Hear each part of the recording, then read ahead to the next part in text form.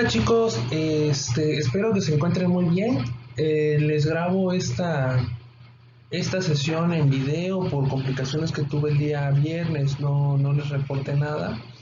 Entonces, terminando esta presentación, ya yo les comunicaré por medio de su jefe de grupo lo que procede. De antemano una disculpa, no estuvo en mis manos, no fue mi intención.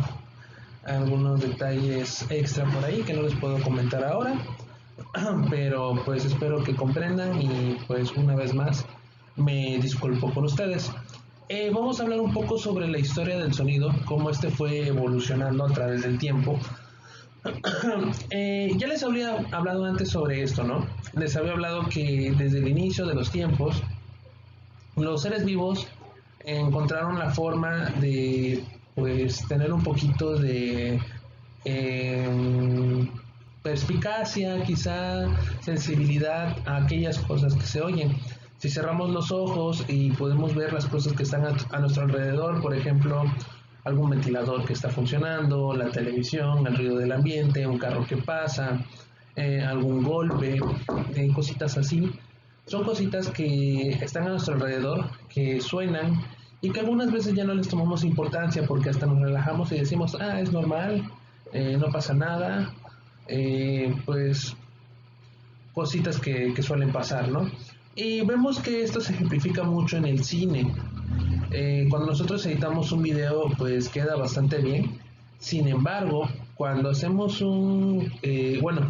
cuando vemos proyectos como lo que son cinematografía, orientados a ser específicos en la medida de lo que más sea posible, vemos que en el cine se trabajan incluso los sonidos de forma más específica, desde cómo caminar,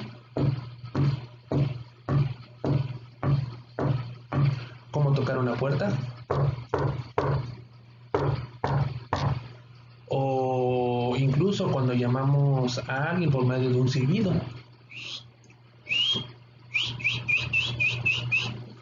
Entonces existen muchas maneras e incluso no solamente es generar el sonido por medio de nosotros mismos, o sea, por medio de nuestro cuerpo, podemos generarlo a través de materiales, por ejemplo, al momento de impactar con plástico o al momento de impactar con metal o al momento de teclear, por ejemplo. ¿Sale? Entonces, son estas cositas que, aunque son cositas que pareciera que no valgan mucho, realmente tienen un peso sobre el ambiente que se genera al momento de contar una historia o de trabajar con un proyecto, ya sea de forma normal, audiovisual, entre muchas otras cosas. Habíamos visto cómo el sonido influía desde la época del cine mudo, cuando las películas solamente eran imágenes proyectadas con sonido de fondo, y poco a poco fueron evolucionando agregando edición de sonido de fondo, el sonido sonoro, ¿no?, que se podía generar por ahí. Pues nada, vamos después de esta introducción larga, un poquito larga, a comenzar con el tema de hoy. Desde el fonoautógrafo hasta el actual streaming. A lo largo de la historia del sonido, la evolución tecnológica ha hecho posible la aparición de nuevos recursos para grabar y reproducir el sonido. Muchos de los artilugios y formatos que durante un tiempo parecían destinados a permanecer en nuestras vidas han quedado obsoletos en un corto periodo de tiempo. Desde el disco de vinilo, pasando por el cassette o el CD, todos han quedado por el camino. Pero ¿dónde empezó todo? Algo importante que debemos tomar en cuenta es cómo la tecnología ha ido cambiando en nuestras vidas. Un ejemplo es la computadora. Hace 50 años, o sea, los 70s, mucha gente decía, ¿yo para qué quiero una computadora en mi casa? Las computadoras son para empresas, son para laboratorios, son para gente importante, y actualmente todos necesitamos una computadora. Mínimo hay una computadora por hogar, computadora o tablet, que no deja de tener funciones similares a lo que es una computadora. Lo mismo pasa con el sonido. El sonido ha tenido una evolución trascendental y principalmente lo podemos reflejar en la música. Si nos ponemos a recordar cuántos aparatos han existido para la reproducción de música, van a ver que existen un montón. Ciertamente el sonido es algo importante, pero del mismo sonido deriva una rama que es la música. La música clásica, la música que conocemos actualmente, los diferentes géneros, el gusto de querer oírlo para ambientar momentos, para recordar sensaciones o simplemente porque nos gusta escuchar música. Eso es muy normal entre nosotros. Cada uno tiene un artista favorito, un tipo de música, un gusto que le llama la atención y eso es bueno porque pues nos ayuda a entender en esa parte con respecto a esta materia que la parte de lo que es la música nos ayuda también, ¿no? No solamente a ambientar a algunas, pues no sé, sueños, fantasías, logros, también lo puede hacer en el ámbito laboral, en el ámbito escolar, cuando ustedes quieran hacer una presentación, cuando ustedes quieran hacer un video, una historia, pues van a saber elegir la música adecuada, ¿no? Y sobre esto mismo, ¿cuánta evolución no ha existido? El Walkman, el tocadiscos, la radio, cositas inalámbricas, entre muchísimas otras cosas.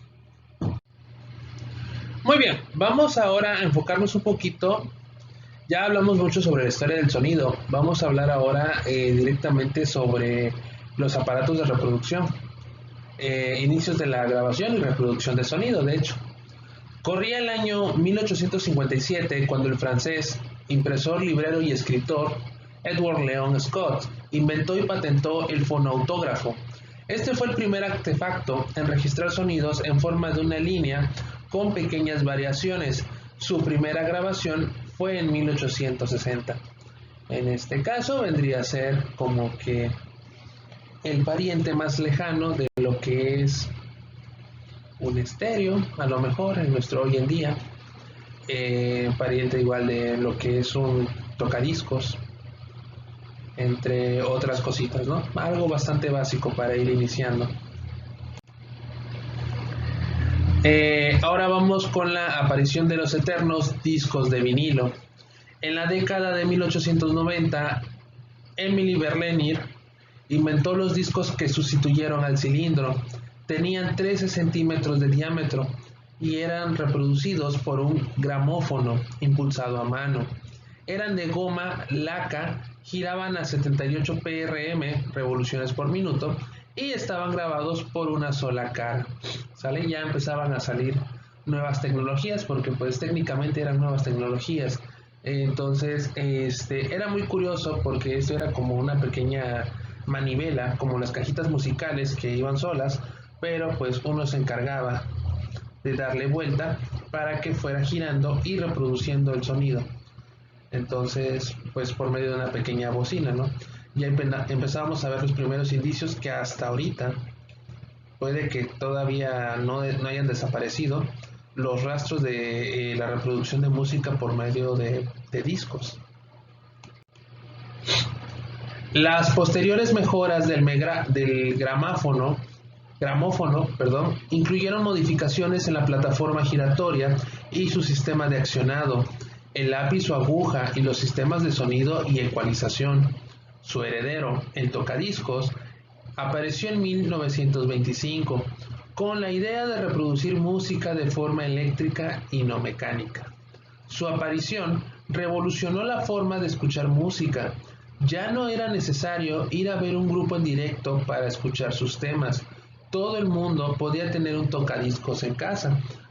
Tocadiscos, el abuelo prácticamente de lo que son los CDs compactos ahora.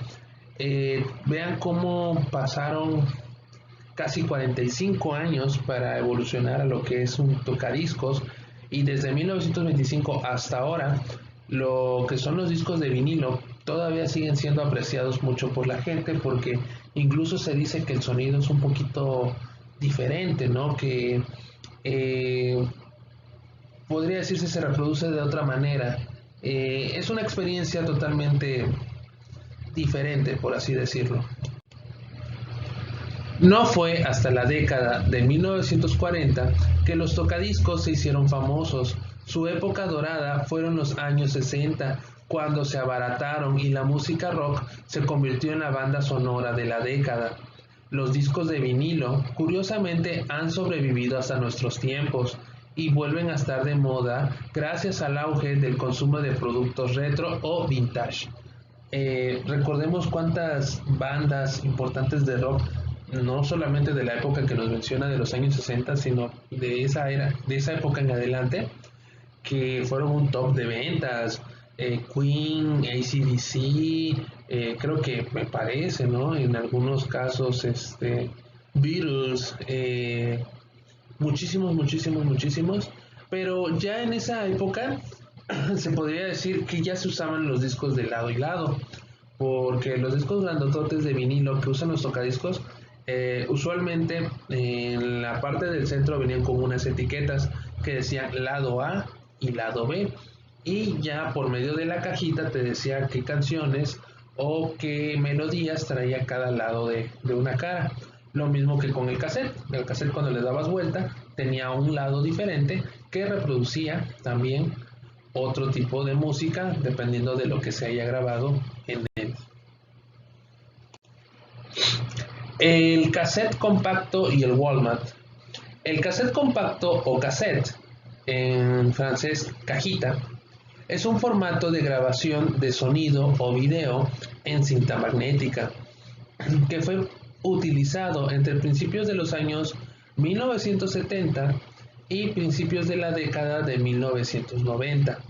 Todo comenzó en la Exposición Universal de París de 1900 con la aparición del magnetófono. Este permite registrar en un soporte magnético adherido a una cinta plástica sonidos mediante el procesamiento de señales eléctricas provenientes de micrófonos, como la voz humana, instrumentos acústicos o eléctricos. De hecho, hay un video que circula mucho por internet, no recuerdo cuál es, donde se muestra me parece que una de las primeras melodías que fueron grabadas a través de la historia, desde hace muchísimo tiempo, que fueron los primeros sonidos que se grabaron en esa época. Es increíble cómo hace más de 120 años ya se podrían registrar los sonidos del ambiente, ya se podrían generar para reproducirse posteriormente. Entonces es un poquito bonito la evolución de este proceso. Estuvo presente durante décadas, desde los rudimentarios modelos de los años 30 hasta los magnetófonos que lograban una buena calidad de sonido en los años 50, justo cuando comenzaba la fiebre juvenil por el rock and roll. Entonces, bastante curiosito por ahí. Durante los años 80, la popularidad del cassette creció aún más a las grabadoras portátiles de bolsillo y a los reproductores hi-fi como el Walkman de Sony. Pesaba poco, cabía en tu bolsillo, funcionaba con 2 pilas AA y no molestabas a nadie porque solo tú escuchabas tu música con los auriculares. ¿Se podía pedir más? El Walkman llegaría a vender 385 millones de unidades en los siguientes 30 años y se convertiría en un hito del nuevo modo de consumo personalizado de música. Actualmente vemos el Walkman porque muchos ya no lo conocimos como reproductor de cassette, lo conocimos más como un reproductor de discos compactos, como CDs, y pues bueno, fue una evolución interesante y les voy a decir por qué. En el caso del Walkman, no fue muy conocido que yo sepa aquí en México, era más el otro, el de disco, y pues hasta eso llegó un poquito tarde, por así decirlo. Los Walkman pues actualmente tienen un valor muy alto en el mercado porque hay muchas ediciones especiales que pues son de gran valor, ¿no? Son de colección por ahí. En el caso del Walkman era bonito porque a experiencia personal podías tener tu catálogo de discos, abrías, seleccionabas el disco que más te gustaba y lo ponías. Eso con las primeras versiones, porque existían diferentes. Habían Walkmans que te reproducían solamente lo que son discos compactos normales y habían otros que te reproducían MP3. ¿Cuál era la diferencia? Bueno, para los que lo vivieron o si no tuvieron la oportunidad, los discos compactos normales se guiaban por la duración de la música. ¿Qué significa esto? Que un CD normal tenía de duración para 45 minutos más o menos. Si te pasabas de ese tiempo, ponías otro disco en la cajita. Cuando compras tus discos de música, o si alguien ha tenido la oportunidad, puede corroborar que los discos se van por el tiempo, ¿sale? Mayormente cuando son los que compramos originales de artistas. Cuando grabamos los discos por MP3 ya no es por tiempo, pasan a ser por tamaño. Un disco compacto normal, estándar, viene teniendo la capacidad de 700 megas aproximadamente, y es poner toda la música en formato MP3 que quepa en 700 megas. Entonces, suponiendo que cada canción tenga un peso de 3 megas, estamos hablando que en 30 megas entran 10 canciones, en, a ver, en 300 megas entran 100, podías llevar hasta 150 o más de 250 o 200 canciones en un disco MP3. ¿Por qué digo esta cuenta? Porque no todas las canciones pesan 3 megas, algunas pesan 5, algunas pesan 8. Entonces podías tener bastantes canciones en un solo disco, y eran cositas que pues iban evolucionando. Esa parte pues no fue muy sonada porque fue muy poco lo que duró la era del MP3, cuando vino la reproducción por los MP3, pero los reproductores que ya venían con memoria, los chiquititos, que también fue un auge tremendo, porque estos reproductores, algunos también lo sacaron en formato Walkman, pero estos reproductores tenían varias características. Algunos funcionaban con una batería AAA y te duraban bastante, una semana o 2 semanas. Otros funcionaban en base a una pila recargable, pero dependiendo de la calidad, usualmente esa pila pues se echaba a perder, ¿no? Habían otros reproductores de música que venían con la entrada USB incluida.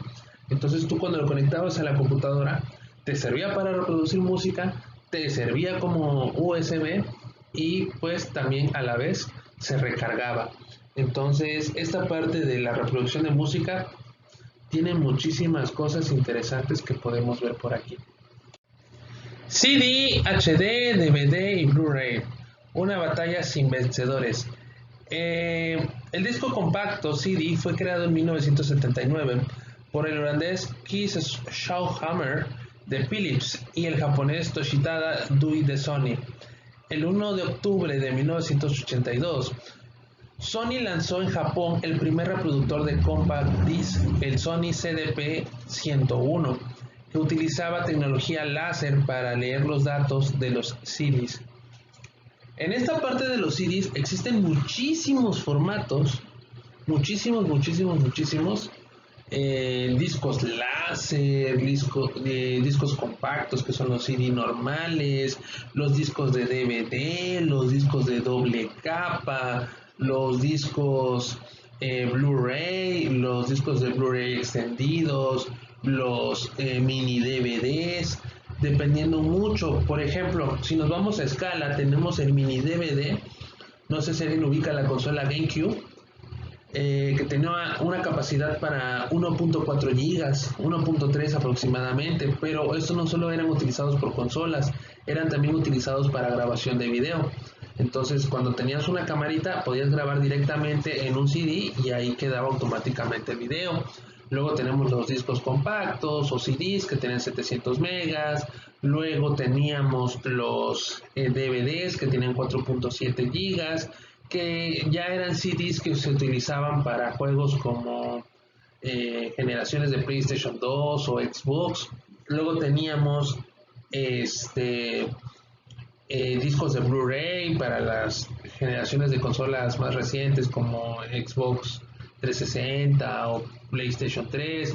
Teníamos discos de doble capa que duplicaban la capacidad a 8.5 gigas aproximadamente. Son un montón de formatos de discos y capacidades que salieron, que traían muchas cualidades, pero que asimismo pues limitaba los dispositivos en los que podías reproducir este tipo de elementos, porque por ejemplo, tú comprabas un DVD, pero no era compatible con Blu-ray, o tú comprabas un Blu-ray y no era compatible con otros elementos. Entonces, así más o menos era como que una pequeña guerra que había entre los formatos que existían. El primer CD de música que CBS Sony comercializó para este reproductor fue el disco 52 Street de Billy Joel. Como el consumidor aún no tenía reproductores de CD, sus ventas fueron escasas. Tuvieron que pasar 3 años hasta que un grupo fue capaz de vender 1 millón de copias de su álbum en formato CD, Brothers in Arms de Dire Straits. Vean que incluso cuando fue el lanzamiento de ese tipo de formato fue muy difícil para la gente que desarrolló este tipo de tecnología poder vender, poder transmitirle a las personas que era un buen producto, porque realmente, como lo dice en la ley de la mercadotecnia, creo que aplica a diferentes campos. Para que un producto sea vendido, primero tienes que ofrecer una necesidad, ¿no? Y cubrirla con lo que tú vas a vender. Entonces, muy importante por ahí ese detallito, porque muchos quizás en ese tiempo decían, ¿para qué yo quiero un CD? O ¿para qué yo quiero un reproductor de CDs o un estéreo? Si yo tengo mi radio y mi radio me funciona muy bien, o yo tengo un tocadiscos. Pero lo que no sabían es que poco a poco esos tipos de elementos iban a quedar obsoletos a un punto en el que ahorita ya todos es necesario tener un reproductor de música. Y pues aunque ustedes digan, es que yo no tengo estéreo, pero tienes un celular, pero pues en mi celular no escucho música, pero lo puedes hacer en la tele o lo puedes hacer en la computadora o tienes Spotify. Eso ya es un elemento más elevado como el streaming en pleno siglo XXI, pero es una cosita que vamos a detallar un poquito más adelante. La tecnología de audio digital del CD desbancó rápidamente a la de los formatos analógicos que lo precedían y se convirtió en el rey de la pista. En 1984 salieron al mundo de la informática sustituyendo al disquete y permitiendo almacenar 650 megabytes frente a los 1.44 megas de disquete. Toda una revolución. Esta parte de la historia del sonido y la música hizo que guardásemos nuestros cassettes y nuestros viejos vinilos en un cajón y los reemplazáramos por esos pequeños discos brillantes e iridescentes que prometían ser el formato definitivo, pero nada es definitivo. Es curioso, ¿sale? Cómo menciona cómo el disquete fue sustituyendo al CD. Aquí se está orientando un poquito más a la computadora, pero por ejemplo, imagínense 1.4 megas en un disquete, no es nada, apenas son como 20 documentos de Word, quizá, a lo mejor. Documentos de Word, de Excel, de PowerPoint o cualquier otro archivo.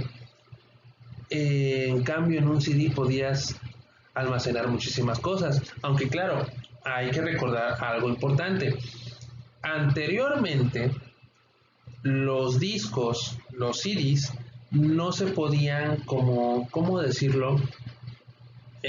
Usar como USB, como se hace ahorita que podemos grabar algo en un CD, lo podemos borrar y podemos volver a poner otra cosa. No, anteriormente los grabábamos y así quedaban.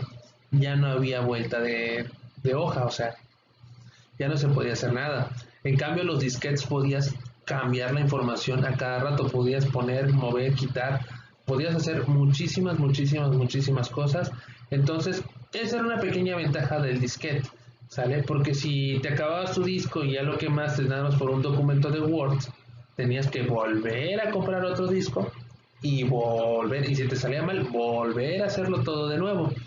Entonces, como dicen, nada es definitivo. Como siempre hay algo que trae detalles, siempre hay algo que sustituye a lo anterior, y en este caso, el USB.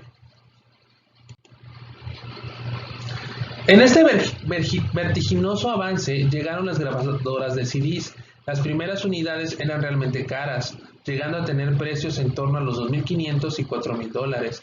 No obstante, los precios fueron bajando rápidamente ya a comienzos de 2005 se podía adquirir un grabador de DVD entre 69 y 250 euros.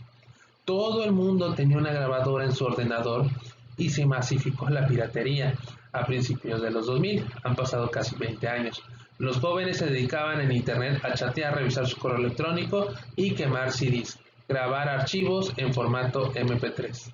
Es cierto, de hecho, en grandes ciudades lo que se hacía es que las PC de escritorio tenían varios cajoncitos donde podías agregar módulos.